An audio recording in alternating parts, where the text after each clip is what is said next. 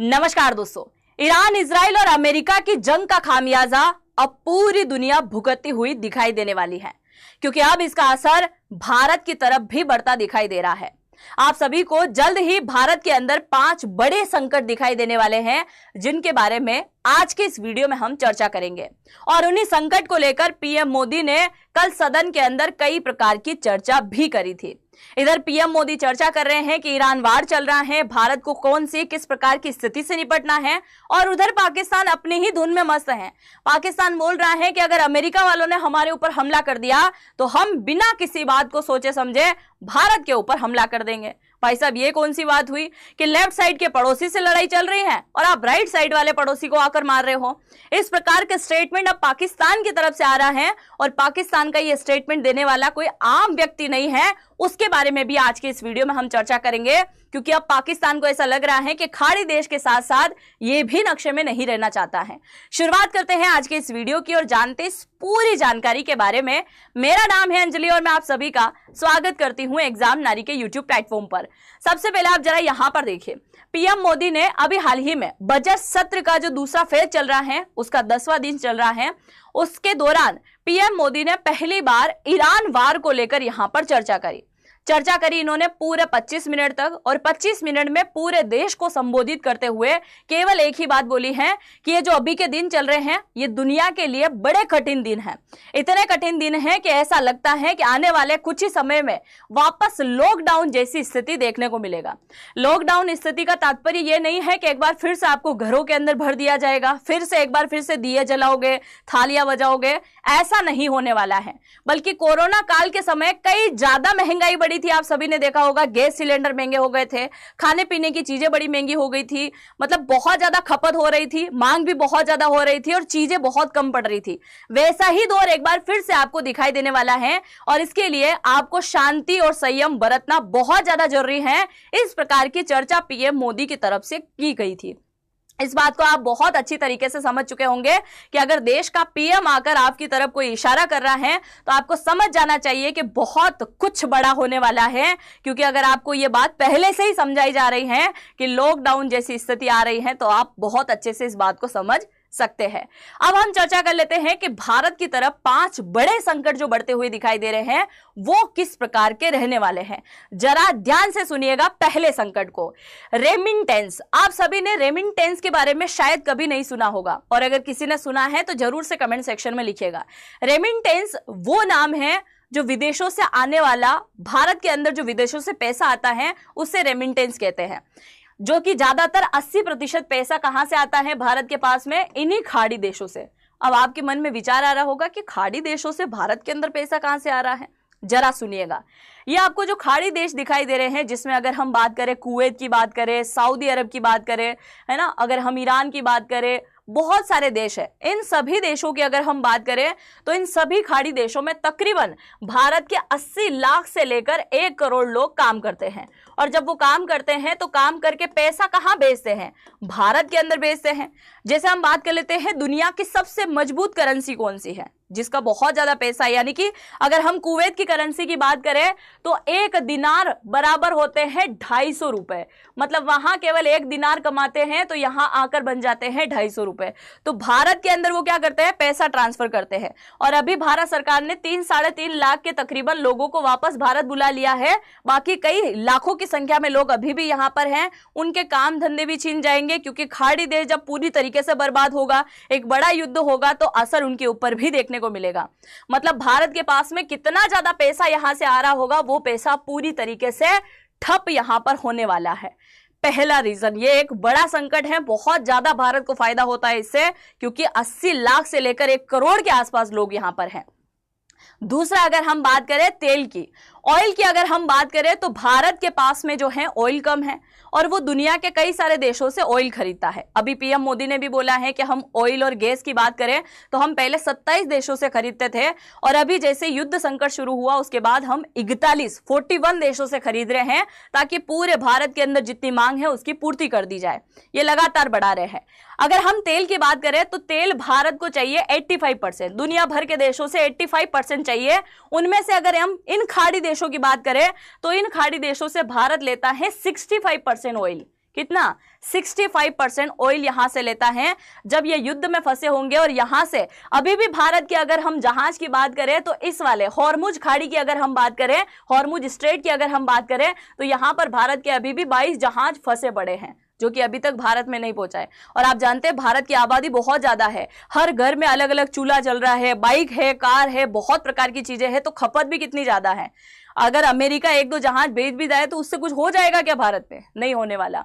तो भारत को यह भी एक बहुत बड़े संकट का सामना करना पड़ेगा क्योंकि 65% ऑयल हम यहां से ले रहे हैं, गैस भी ले रहे हैं, और 22 जहाज अभी भी हमारे यहां फंसे पड़े हैं, वो अभी भी नहीं पहुंचे हैं। तो यह भी एक बहुत बड़ा संकट यहां पर आने वाला है। तीसरा सबसे बड़ा संकट होगा महंगाई का। अब अगर मैं आपको बताऊं, राजस्थान की ही खबर है, आज की ही खबर है मॉर्निंग की, कि राजस्थान में किसी ने इस प्रकार की खबरें फैला दी कि बहुत जल्द तेल बड़ा महंगा होने वाला है और कुछ पेट्रोल पंप बंद होने वाले हैं। लोगों की लाइनें लग गई हैं तेल लेने के लिए। मतलब आप जरा देखिए, जिस चीज की आपको जरूरत नहीं है उसे लेने के लिए भी आप लाइन लगा रहे हैं। अगर हम गैस की टंकी की बात करें तो उसमें भी ऐसे ही हो रहा था कि जिसे जरूरत नहीं है वो भी एडवांस लेने के लिए वहां पर पहुंच रहा है। तो लगातार जो है भीड़ बढ़ रही है।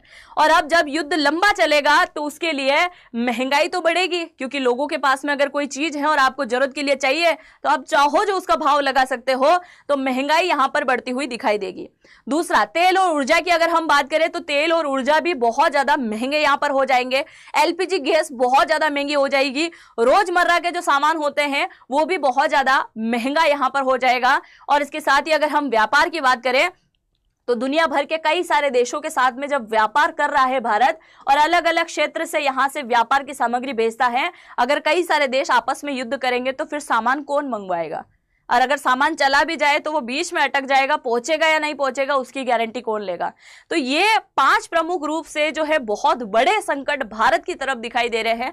आपको क्या लगता है, क्या ये संकट भारत में नहीं आएंगे, या इसके अलावा आपको ऐसा कोई संकट और दिखाई दे रहा है कि ये संकट भी भारत में आता दिखाई दे रहा है? आप जरूर से कमेंट सेक्शन में लिख दीजिएगा। और अब हम चर्चा कर लेते हैं थोड़ा सा इस पाकिस्तान के बारे में। जरा सुनिएगा ध्यान से, आपको हंसी आने वाली है।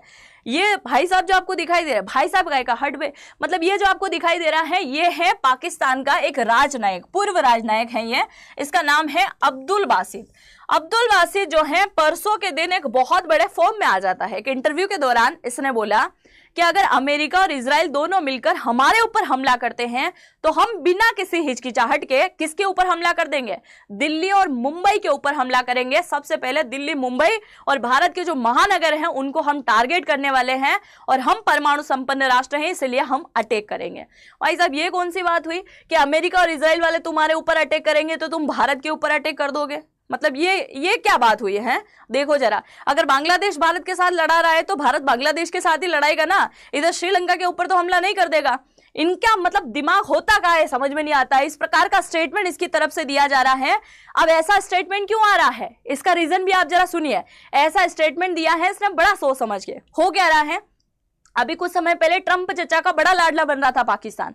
आसिम मुनीर को बार बार लंच करने बुला रहा है, गले लगा रहा है, बहुत सारी चीजें हो रही थी।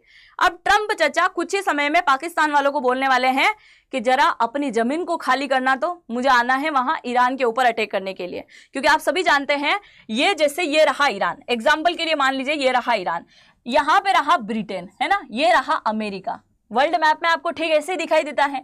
तो ब्रिटेन वालों ने जमीन खाली करके बोल दिया कि अमेरिकी सेना यहां से निकल यहां आ जाओ और यहां से ईरान के ऊपर हमला कर दो। इधर अगर हम बात करें डिएगो गार्सिया जो कि भारत के दक्षिणतम क्षेत्र में स्थित है, ये भी किसका है? इसी ब्रिटेन का है। बोला कि यहां से भी तुम अच्छे से हमला कर सकते हो, यहां पे भी आ जाएंगे। आएंगे कि नहीं आएंगे? अब हमला करने के लिए क्या चाहिए? पाकिस्तान। ये रहा ईरान, और ईरान के बीच में आता है अफगानिस्तान। वैसे तो पड़ोसी है, ये आपस में सीमा लगती है इनकी, तो पाकिस्तान से सीधा ये हमला कर सकता है ना। तो अमेरिका कुछ ही समय में पाकिस्तान को बोलने वाला है कि जमीन हमको दे दो, और ईरान का साथ बड़ा देता है, बड़ा भाईचारा निभाता है। यूएन के अंदर जब भी ईरान के खिलाफ प्रस्ताव आएगा सबसे पहले आकर भाई साहब खड़े हो जाएंगे, नहीं मेरा भाई है, मैं ऐसे कैसे यूएन के अंदर प्रस्ताव पारित होने दूंगा। तो हमेशा जो है हैं पाकिस्तान किसका सपोर्ट करता है, ईरान का सपोर्ट करता है। और रही बात जमीन इस्तेमाल को लेकर, पाकिस्तान कई बार बोल चुका है कि हम ईरान के अंदर हमला करने के लिए हमारी जमीन का इस्तेमाल नहीं करने देंगे, और जब इनकी जमीन का इस्तेमाल नहीं करने देंगे तो फिर बमबारी होगी कि नहीं।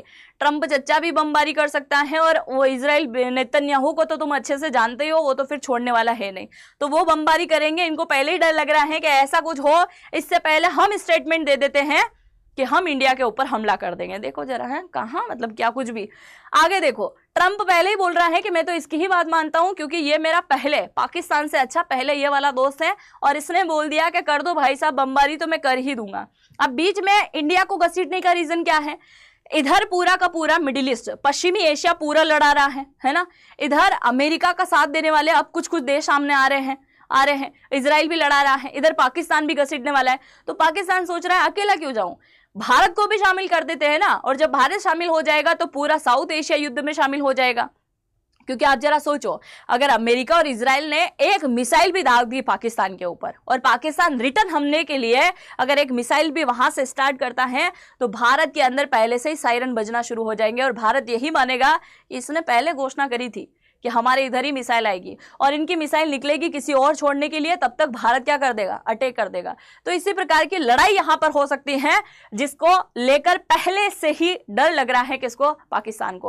अब आप क्या सोचते हैं, पाकिस्तान को लेकर के दिमाग घुटने में है, यहां है, कहां है इनका दिमाग? आप जो भी सोचते हैं अपनी राय को जरूर से कमेंट सेक्शन में लिख दीजिएगा। और क्या अगर लॉकडाउन जैसी स्थिति एक बार फिर से बनती है, क्या आप संयम से काम लेने वाले हैं? क्योंकि बात हमारे देश की है, और हमारे देश के लिए हम कुछ भी कर सकते हैं। इसीलिए सभी घर पे रहिएगा, सुरक्षित रहिएगा, और अगर तेल वगैरह चीजों की ज्यादा जरूरत नहीं है, जितने वाहन चलाने चाहिए उतने ही चलाइए, कम से कम सब चीजों को समझने की कोशिश कीजिएगा। आप जो भी सोचते हैं अपनी राय को कमेंट सेक्शन में जरूर से लिखिएगा, क्योंकि पाकिस्तान का ऐसा दौर भी आ सकता है कि अब अगर युद्ध हुआ तो हमारे इंडियन आर्मी के चीफ तो कई बार बोल चुके हैं कि अगली बार की चाय हम लाहौर इस्लामाबाद के अंदर पिएंगे, और इसे नक्शे से जरूर से मिटा देंगे। और शायद ये भी चाहता है कि नक्शे में नहीं रहेंगे, भाईचारा निभाते हुए निपट लेंगे।